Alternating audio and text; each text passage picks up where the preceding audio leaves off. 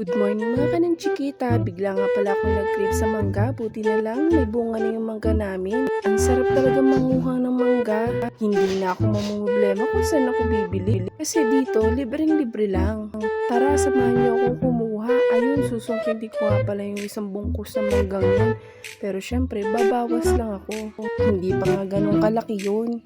Pero pwedeng-pwede nang kainin. Tamang-tama at may alamang nga pala si nanay. Teka, at kukunin ko lang yung panungkit ni nanay. Tama-tama, marami itong malalagyan. Pero syempre, babawas lang tayo.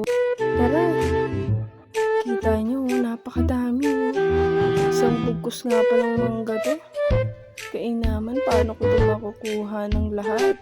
Pero dahil may mga bugot pa, What? hindi pwedeng kuhanin lahat kasi maliliit pa yung iba. Oh no.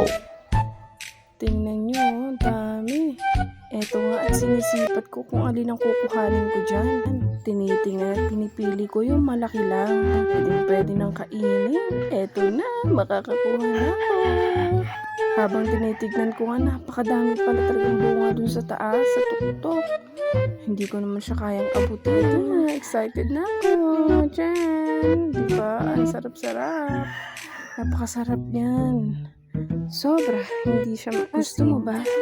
Halina kayo, tikman nyo, masarap ito. Tikman mo, oh, masarap yan, balik-balikan mo. Yan ang to, walang halong biro.